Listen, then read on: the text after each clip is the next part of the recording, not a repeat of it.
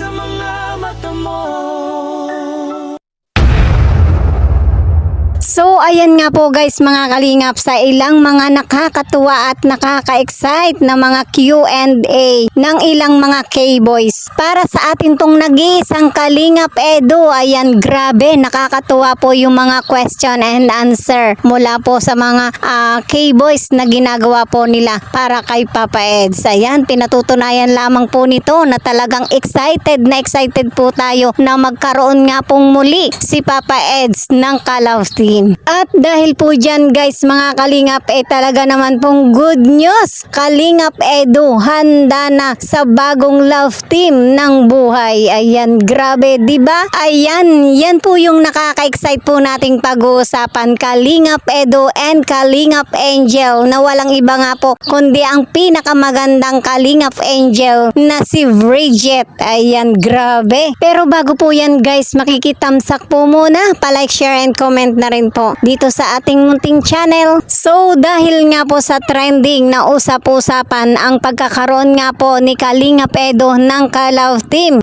talaga naman pong ito na yung atin pong pinakahihintay. At syempre, ano nga ba yung mga magagandang plano, mga plano na gusto pong mangyari ni Kalingap Edu sa kanyang buhay? Ano na nga ba ang lagay ng kanyang love life? Tuloy na nga ba yung kanilang pagiging love team ni Bridget? Oh wow, grabe, yan po yung ating pakaaabangan. So mula nga po guys mga kalingap kay Kalingap Beshi, isa sa mga K-boys na nag-interview one-on-one kay Papa Eds, kung saan nabanggit nga po sa interview, bukod kay Kuya Bal, kay Kalingap Rob at sa kanyang pamilya, nag-very thankful po si Kalingap Edu sa kanyang mga kaibigan. Dito nga po ay tahasang inamin ni Papa Eds na naging maganda yung kanyang buhay dahil sa kanyang pagbablogger, dahil marami po siyang natulungan. Dagdag pa po rito nabanggit din po ni Papa Eds na nag-i-enjoy po siya at masayang masaya sa mga nangyayari sa kanyang buhay. Bagamat alam po natin na napakaraming pagsubok, mga suliranin na pinagdaanan po ni Kalingap Edu nito pong mga nakaraang araw, lalo na nga po pagdating sa kanyang nakaraang love team, na kahit pa nga po inakusahan ng masama si Papa Eds,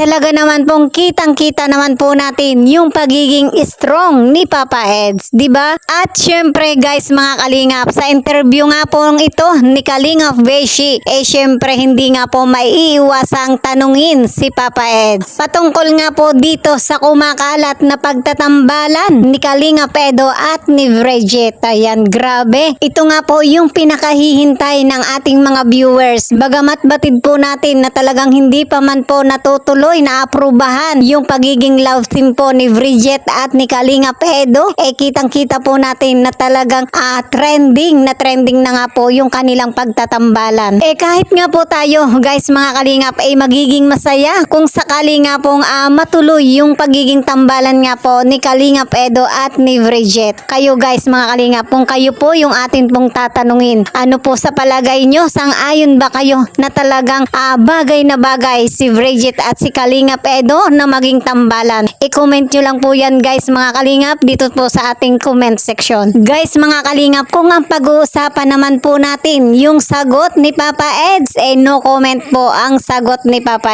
Eds. Ayan, grabe. Kumbaga mga kalingap, ibig sabihin po nito talagang 50-50. Baka sakaling may pag-asa. Ayan, grabe. Kasi nga 'di ba ang gusto nga po ni Papa Eds yung mga plano na gusto po niyang mangyari, na kung sakali nga po siyang makikipagtambalan, makikipag-love team, yung panghabang buhay na. Wow, grabe 'di ba? Dagdag pa nga po nito guys mga kalingap, yung pahayag ni Kalingap Rob na talagang kumpirmado na hindi na nga po pumapayag na makipag-love team pa si Papa Eds, kasi nga ang daming nangyari, ang daming pinagdaanan, pero naintindihan naman po natin, 'di ba? Dahil ayon nga po kay Kalingap Rob, sa edad nga po ni Kalingap Edu sa ngayon, dapat nga pong harapin na niya yung panahon ng kanyang pag-aasawa kasi nga panahon na para lumagay si Kalingap Edo sa buhay may asawa. Ayan, grabe. Ayan, talagang tama naman po si Kalingap Rab. Talagang panahon na para hanapin ni Kalingap Edo yung babaeng ihaharap niya sa altar, 'di ba? At kung sino ay tanging si Kalingap Edo lamang po ang nakakaalam. At yan po yung ating pakaabangan guys mga Kalingap sa mga darating na mga araw. At syempre alam naman po natin na darating din po yon sa tamang panahon, di ba? At sa ngayon nga po alam naman po natin na ini-enjoy lamang po ni Papa Eds yung kanyang ginagawang pagba-vlogs, yung kanyang pag-charity at bilang Kalingap Boys talagang ginagampanan lang po niya yung tama at karapat-dapat na tungkulin para sa mga pagtulong. Kahit pa nga po alam natin na dumaan pa si Kalingap Edo sa matinding pagsubok, matinding suliranin. At talaga naman pong dumating pa sa punto na buong mundo ang nakakaalam na paratangan si Papa Eds na masama. Pero alam naman po natin, alam ng Diyos kung gaano nga po kabuti ang isang Kalingap Edo. Kabukas palad sa mga taong nangangailangan na sa kabila nga po ng lahat talagang hindi nga po siya nagpatinag dahil alam po natin na talagang siya po ay walang kasalanan, di ba? Guys mga Kalingap, mula naman po sa one-on-one interview ni Kalingap Beshi with Kalingap Edo, alamin naman po natin yung mga kaganapan kung saan tayo nga po ay excited na malaman ito. Ito, bukod kila Kuya Bal at kay Kalingap Rab, sino ang gusto mong kung may tao kang gusto pasalamatan na tao na malaki ang naging influensya sa buhay mo, sino at bakit? Pero kay Kalingap Rab at kay Kuya Bal. Siyempre yung pamilya ko. Yung pinaka-ano lang sila. Siyempre, sinuportahan din nila ako sa mga tatama ko ngayon. Siyempre, salamat sa inyo po. Kasi walang ilo kumala yung pamilya ko. Siguro yung ibang kaibigan ko na Kalingap. Thank you din sana, ibang suporta na binibigay mo sa akin.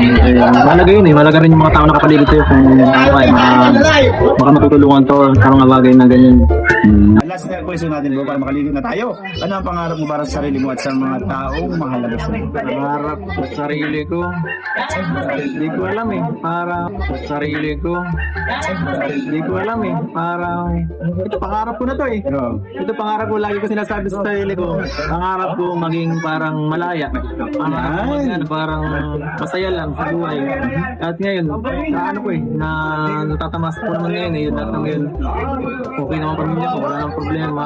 At itong ganito, ma-maintain lang itong ganitong klaseng pamumuhay, masaya na ako. Masaya ka na. Wala naman So simpleng buhay lang yung pangarap mo? Simple lang, tapos maging malaya ka na. Yun ang pinaka-goal naman ng isang tao mga ganong klase na ng pamumuhay. Depende lang siguro sa iba. Ako kasi ganun lang So, hindi na natin pa-komplikado ng buhay. Nakaka-stress lang yan. Majobs, ito last na. Sariling tanong mo lang. Last na. Guys, sorry po, lagi Papa Eds. Mamatang po na ito si Papa Eds. Ito bro, pwede mong hindi sagutin or not sa'yo. Kasi may nakakita ko sa mga Facebook, mga humor, mga ganun.